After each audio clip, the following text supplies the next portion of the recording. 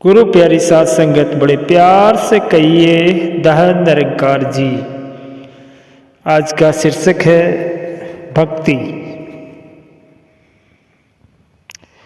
भक्ति का अर्थ तो किसी की पूजा करना, सेवा करना, किसी से अनुराग हो तो उसका ध्यान करना। आम बोली में कहते हैं कि वह उसका भक्त है। मतलब ये कि उसकी उसके प्रति श्रद्धा है और वह उसका बहुत ध्यान करता है। ये बात पेड़ पौधों तक, पक्षियों तक, कीड़ियों तक, बड़ों तक, गुरुजनों तक चली गई है। इस भक्ति को कुछ परिणाम निकले और समाज में भक्ति की नाव शोभा बन गई है। ये बात भी ठीक है। अगर कोई अपने गुरुजनों की, माता पिता की, बड़े भाइयों की, छोटे भाइयों की, रिश्तेदारों की सेवा करता है, सत्कार करता है और पक्षियों को पानी पिलाता है, मछलियों को दाना डालता है, पौधों को पानी देता है, कीड़ियों को चावल डालता है, आदि अच्छे काम करता है, तो बहुत अच्छी बात है।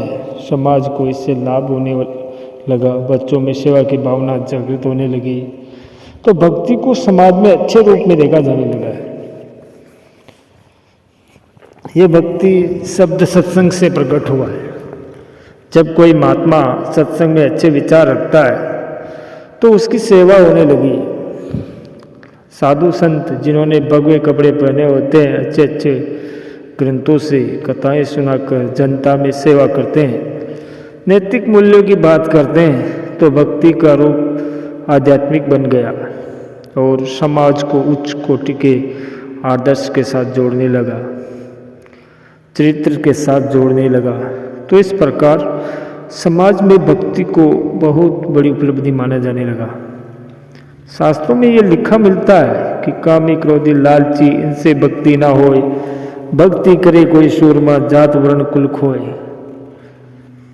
इसका भाव यह था कि भक्ति कोई साधारण क्रिया नहीं है। इसको करने के लिए तो किसी व्यक्ति को कामना रहित, क्रोध रहित, स्वार्थ रहित, जात पात, अमीरी, गरीबी से ऊपर उठकर कर्म करना होता है।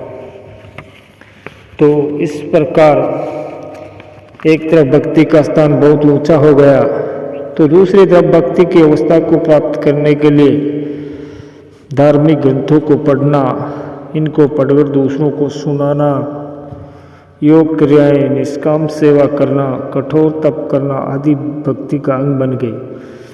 कहने का अभिप्राय यह है कि चाहे किसी कारण से हो, भक्ति का समाज में काफी प्रचार हुआ और लोग इसकी ओर आकर्षित हुए। आहिस्ता आहिस्ता धार्मिक जगत में ऐसा प्रचार होने लगा कि अगर कोई प्रभु परमात्मा के चरणों में समर्पित होकर भक्ति करता है तो प्रभु परमात्मा के दर्शन भी हो सकते हैं। और प्रभु परमात्मा के दर्शन होते ही सब कार्य पूरे होने लगते हैं, दुख समाप्त हो जाते हैं, शोकों से आदमी गिर जाता है। इस प्रकार भक्ति का रूप निकल कर सामने आने लगा और भक्ति अब प्रभु परमात्मा की प्राप्ति का साधन बन गई। लोग प्रभु परमात्मा की इकाई पर अपने आप को केंद्रित करने लगे। भाव ये कि हर एक धर्म ने, मिशन ने भक्ति को अपने टाइम टेबल का अंग बना लिया और इसका भरपूर प्रचार होने लगा, क्योंकि इससे कोई हानि तो है ही नहीं। इस प्रकार भक्ति ने समाज में आध्यात्मिक क्षेत्र में अपना बहुत सुंदर स्थान बना लिया। आज सभी धर्म इसका भरसक प्रचार कर रहे हैं, बहुत सुंदर ढंग से भक्ति की भावना पैदा करने का प्रयत्न भी कर रहे हैं, ताकि हर व्यक्ति में भक्ति भाव आ पाए, हर व्यक्ति सुखी हो जाए, समाज का एक सुंदर रूप निकल कर सामने आए।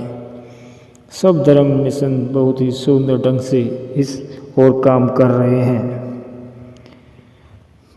जहाँ तक भक्ति का स्पष्ट रूप है, मुझे संत निरंकारी मिशन में आकर कुछ समझ में आया। अवतार वाणी में बाबा अवतार सिंह जी भक्ति को इस रूप में प्रकट करते हैं कि भक्ति लोके अजन समझे, रबनु पाना भक्ति, छड़ के सारे वहम बुले के गुरु रिजाना भक्ति। एकनू मनना, एकनू तकना, एकनू पाना भक्ति है। बाकी सारे कर्म छोड़िए, कर्म कमाना भक्ति है। बेरंगा ए बेरूपा ए वाणी जो फरमाया ए, कही अवतार में हुब हुई रमे रामनु पाया ए। बाबा अवतार सिंह जी महाराज ये समझाने का प्रयत्न कर रहे हैं कि अगर आप भक्ति के क्षेत्र में प्रवेश कर ही गए हैं तो फिर एक काम कर लो, जिसके लिए मनुष्य जीवन मिला है। वह काम यह है कि पूर्ण सद्गुरु से मिलकर प्रभु परमात्मा को जान लो। प्रभु परमात्मा ही इस सृष्टि की उत्पत्ति करता है और इसका पालन पोषण करता है और इसका संहार भी करता है। और वास्तविकता यह है कि आपको ये जो तन मिला है, मन मिला है, धन मिला है, इसका मालिक प्रभु परमात्मा है। सद्गुरु से मिलकर प्रभु परमात्मा की पहचान करो। प्रभु परमात्मा से मिलने से पहले यही तुम्हारी भक्ति है कि तुम सद्गुरु से मिलो। इसको खुश करो, सद्गुरु से प्रभु परमात्मा को जानो। प्रभु परमात्मा को जानने से तुम्हें भक्ति का सही मार्ग मिलेगा। तुम्हारे भ्रम खत्म हो जाएंगे। तुम्हारा जीवन भ्रम बुलेकों से भरा हुआ है। ये भ्रम बुले के, ये अज्ञानता की मैं सब कुछ हूँ, मुझे भक्ति के मार्ग पर आगे बढ़ने नहीं दे रहे हैं। ये तन मेरा है, मन मेरा है, धन मेरा है, ये भ्रम है। जबकि ये सब कुछ प्रभु परमात्मा का है। ये हिंदू है, ये सिख है, ये मुसलमान है, ये ईसाई है, ये भी सब भ्रम है। क्योंकि माता की कोख से तो केवल इंसान ही पैदा होते हैं। इसी तरह ये गलत खाते हैं, गलत पीते हैं, गलत पहनते हैं, ये भी भ्रम है। फिर भी ये भी भ्रम है कि प्रभु परमात्मा को प्राप्त करने के लिए घर बार छोड़कर जंगलों में जाना चाहिए। जब प्रभु परमात्मा हर जगह है, कण कण में है, तो इधर उधर भटकने की क्या जरूरत। हमें अपनी गृहस्थी को सुंदर ढंग से चलाना चाहिए और अपने बाल बच्चों का सुंदर ढंग से लालन पोषण करना चाहिए।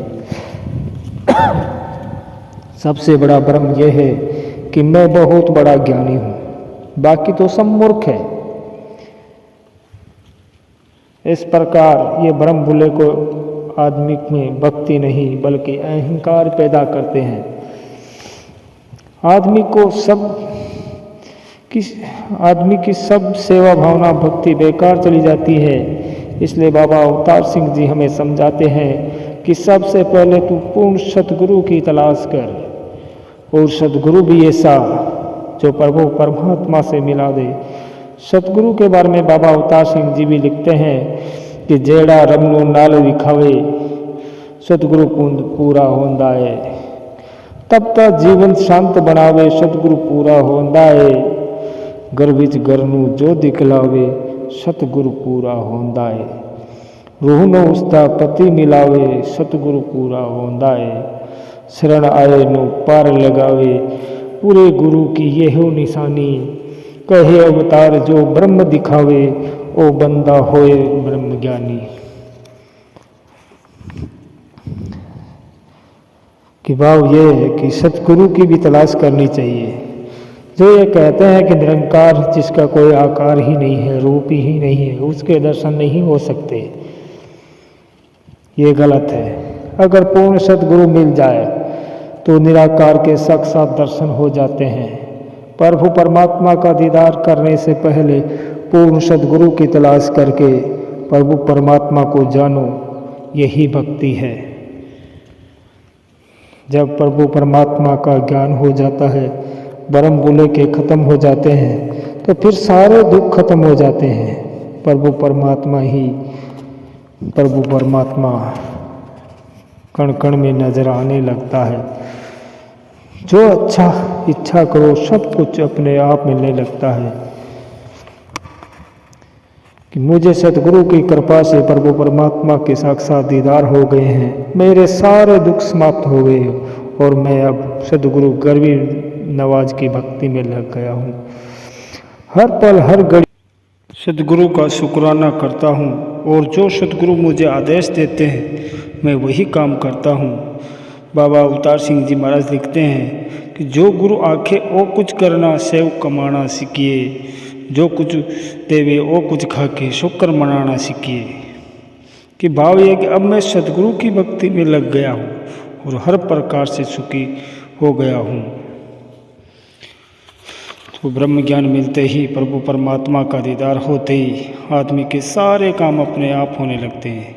यहाँ से फिर भक्ति शुरू होती है, और यह भक्ति यह है कि ब्रह्म ज्ञानी उठते बैठते सोते जागते हर घड़ी सदगुरु का गुणगान अर्थात शुक्राना करने लगता है। उसके सब काम प्रभु करता है, वह केवल शुक्राना करता है। जब खाता है, पीता है, चलता है, फिरता है, जो भी करता है प्रभु के एहसास में रहता है और सदगुरु का शुक्राना करता है। जब रात को सोता है तो सदगुरु का शुक्राना करता है, आज का दिन भी आपकी कृपा से अच्छे प्रकार आनंद में गुजर गया। और जब सुबह उठता है तो सदगुरु का शुक्राना करता है कि मेरी रात आपकी कृपा से आनंद में गुजर गई है। बस प्रभु का सिमरन करता है, सतगुरु का शुक्राना करता है, सतगुरु की सेवा करता है, सतगुरु की आज्ञा का पालन करता है, महापुरुषों साथ संगत से आशीर्वाद प्राप्त करता है। इस प्रकार मुक्तावस्था में पहुंचकर जिसे लोक सुखी और परलोक सुहेला कहते हैं, सदगुरु का गुणगान करता हुआ भक्ति भाव से अपना जीवन गुजारता है और संसार की को यही आवाज़ देता है कि मैं न मरू मरीबो संसार, अब मोही मिलियो है जीवन हारा। कबीर जिस मरने ते जग डरे, मेरे मन आनंद, मरने ही ते पाइए पूर्ण परमानंद।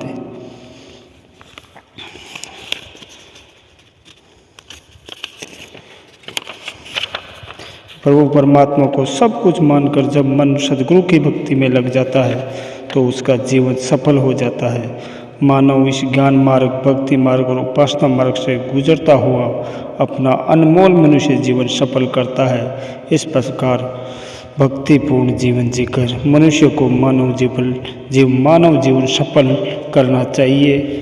साथ संगत जी बड़े प्यार से कहिए, धन निरंकार जी।